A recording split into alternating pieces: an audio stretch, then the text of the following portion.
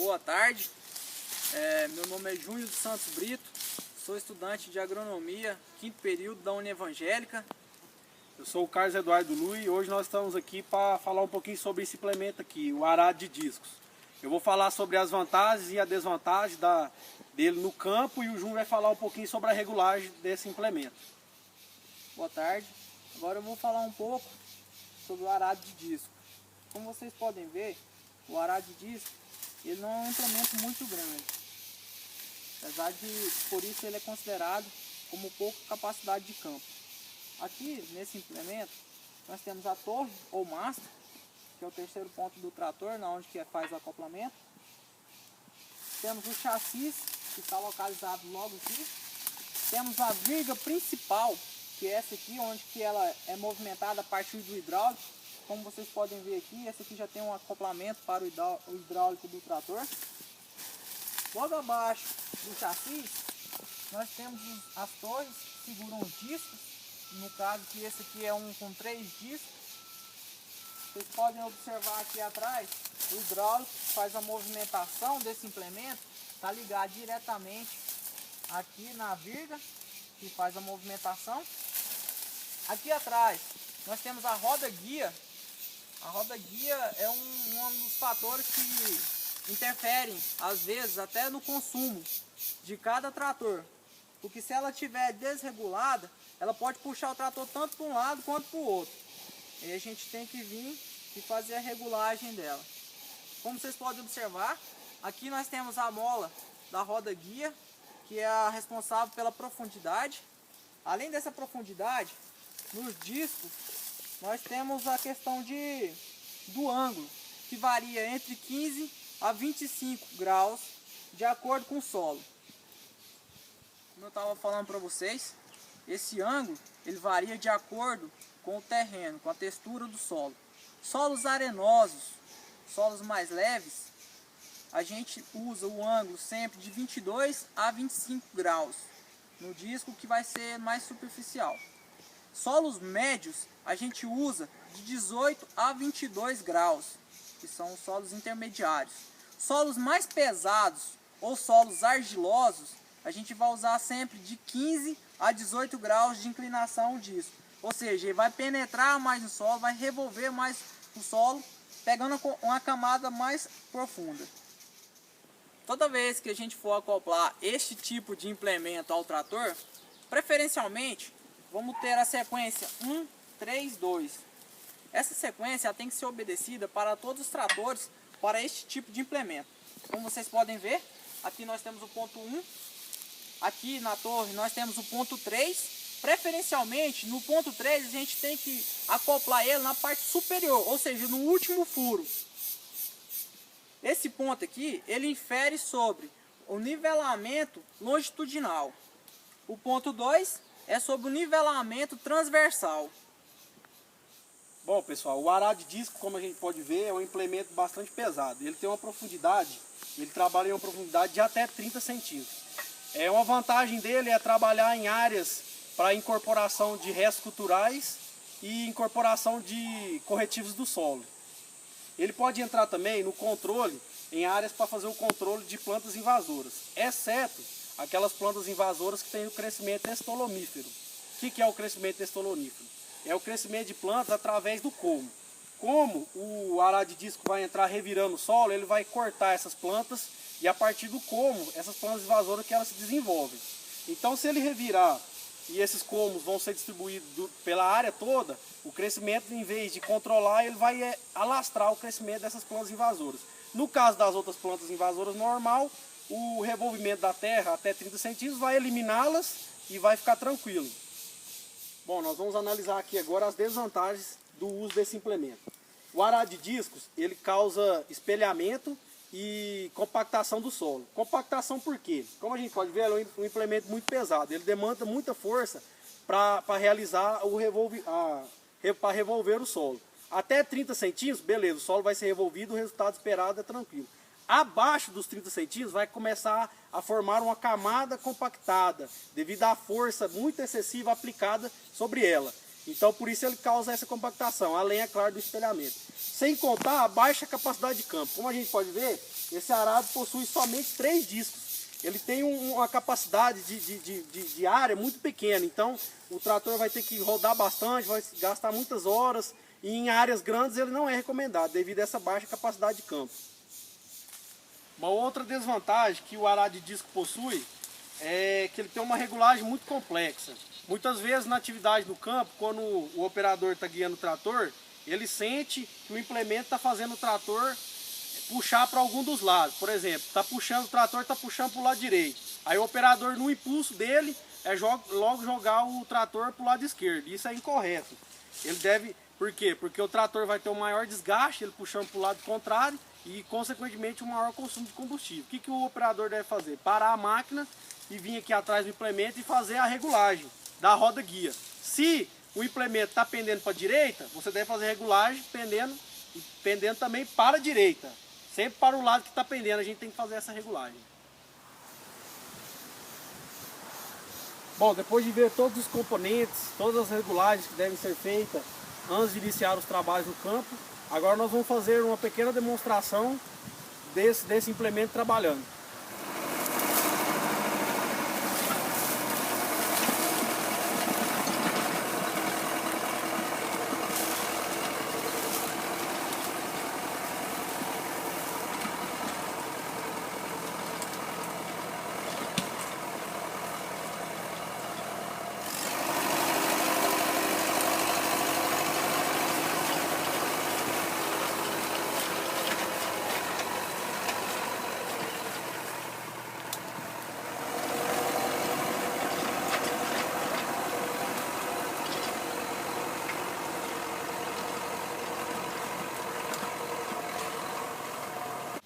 A gradiação para a agricultura, ela é muito importante.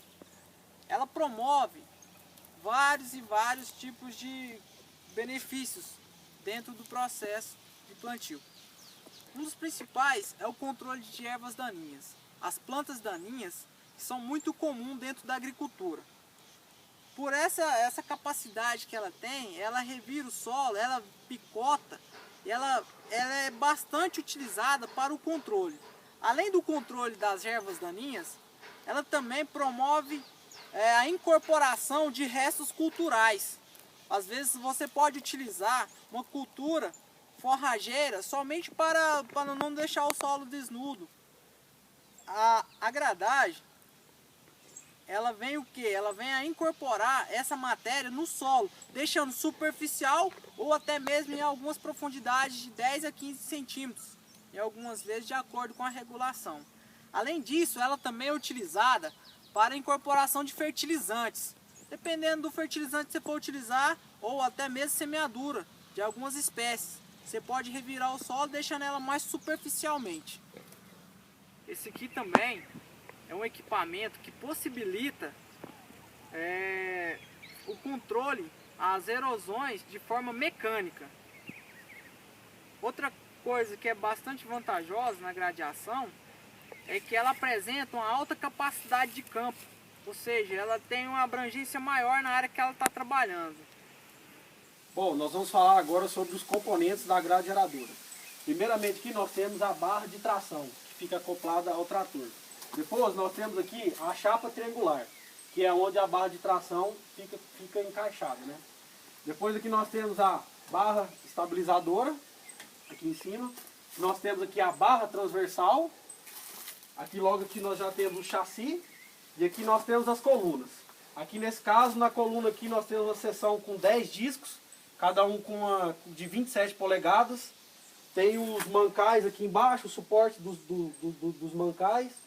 E a gente tem um fator importante aqui que são esses suportes aqui que fazem a limpeza dos discos. Enquanto o implemento está trabalhando, sempre como esse implemento ele entra em áreas com vegetação maior, que tem uma vegetação maior, ele pode acontecer de embuchar. Então esse instrumento aqui faz a limpeza dos discos, para que não aconteça esse embuchamento e vai consequentemente atrapalhar na atividade, né? Aqui nós temos o transporte, seção de transporte para ser carregada a grade para qualquer lugar. E aqui a segunda coluna, a coluna traseira, que ela possui os mesmos componentes da dianteira, só que colocados de maneira inversa. Bom, agora nós vamos falar sobre as principais regulagens da grade aradora. Inicialmente aqui nós temos a chapa triangular. Aqui no centro dela nós temos 5 furos. Usualmente a gente procura usar mais sempre os 3 primeiros furos. Tanto a chapa triangular quanto a barra transversal, a alternância dessa mudança de um furo para o outro vai resultar no quê? Num maior ataque em relação à profundidade dos discos no solo. Se você regular no primeiro furo ou tanto no segundo, vai mudar o quê? A profundidade de ataque no disco do solo. Você quer mais profundo, você regula de uma maneira. Você quer menos profundidade, você regula de outra maneira.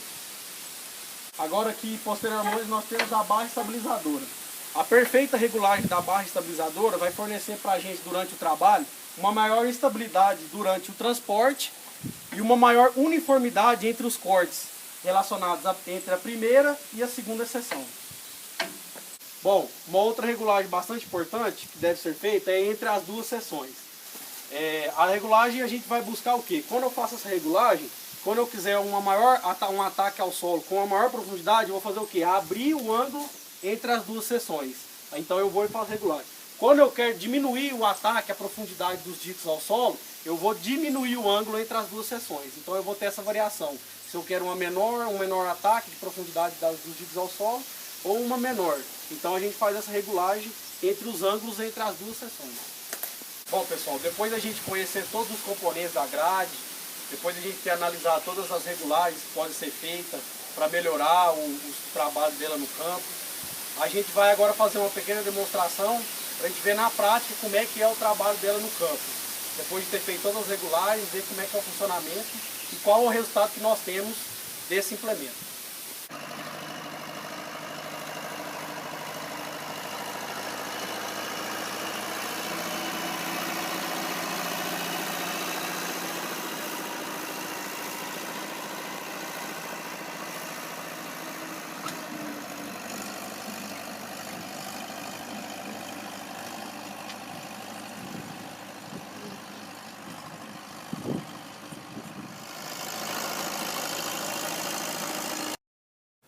Bom, finalizando o trabalho aí, a gente falou hoje sobre o arado de discos e a grade aradora.